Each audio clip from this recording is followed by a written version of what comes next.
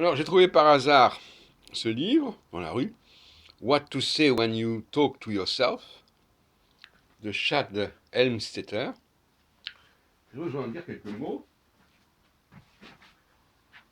en précisant d'ailleurs, en plaisantant, que parmi les personnes de mon groupe auquel j'ai présenté ce livre, il y en a qui étaient incapables de lire, de traduire en français, qu'ils avaient des prétentions, le titre, qui est d'ailleurs sous-titré Powerful New Techniques to Program Your Potential for Success.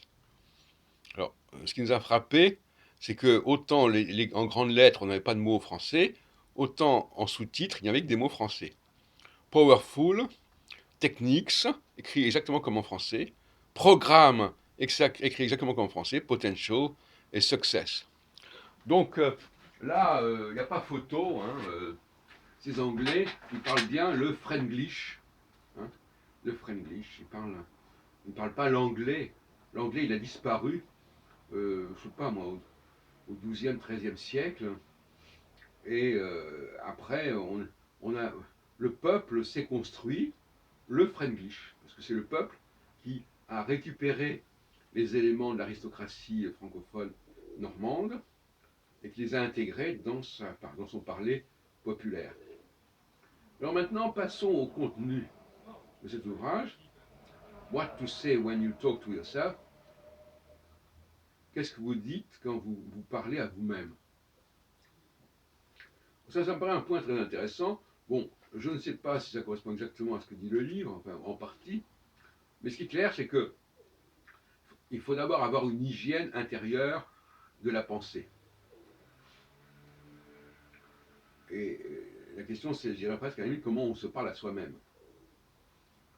Si on a déjà une forme de violence envers soi-même, si on emploie des mots vulgaires quand on est seul, eh bien, on risque de les employer aussi avec autrui.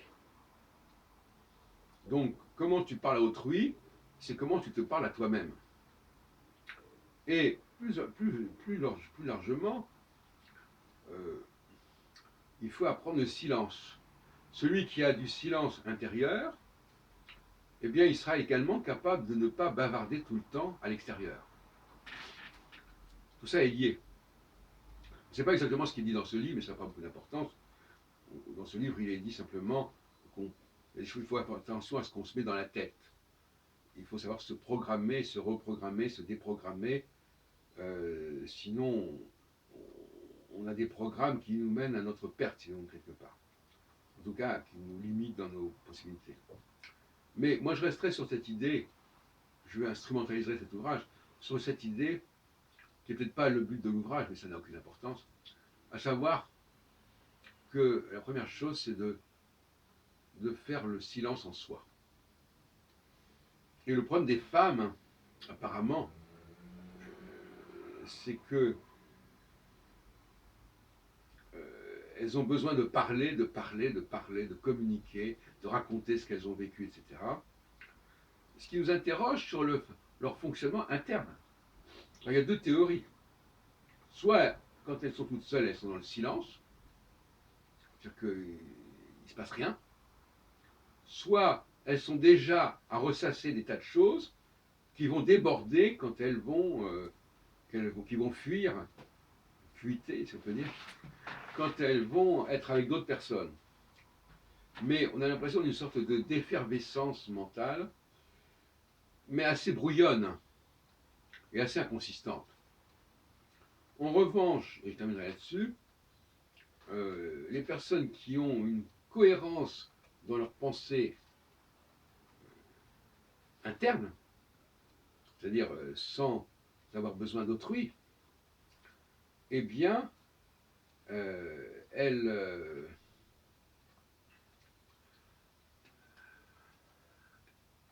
auront une rigueur dans leur expression, elles feront le tri, elles réfléchiront avant de parler. D'ailleurs, ça, c'est un des traits les plus comiques de nos réunions de Café Philo McDo, c'est que les gens répondent sans réfléchir. Ils ne prennent pas le temps de réfléchir. Et qu'est-ce que ça veut dire quand les gens ne prennent pas le temps de réfléchir? C'est qu'ils pensent que le temps ne fera rien à leur réflexion. Or, ce que je voulais dire, c'est que c'est le silence qui permet de réfléchir. Celui qui ne réfléchit pas, c'est celui qui n'a pas de silence intérieur. Celui qui est constamment dans une sorte de brouhaha intérieur et extérieur, eh bien, il n'a pas de capacité de penser. Et dans ce cas-là, qu'est-ce qui se passe? Eh bien, il va se servir de la pensée des autres. Tout comme une femme, pour faire un enfant, se sert du sperme d'un homme. Et je terminerai justement sur ce sujet, comme ça, un peu du coq à l'âne, si on peut dire, à savoir que les femmes sont interchangeables fondamentalement. Même chez les juifs, il pas besoin, pour faire un enfant juif, il n'y a pas besoin d'avoir une mère juive. Il est besoin, selon la tradition, qu'il y ait eu un mariage juif, qu'il y ait eu une conversion. Toute femme a besoin de se convertir au judaïsme, même si elle est née juive. Alors que l'homme, lui, il n'a pas à se convertir au judaïsme, parce qu'il est porteur de la descendance, ce qui n'est pas le cas de la femme. La femme, elle est partie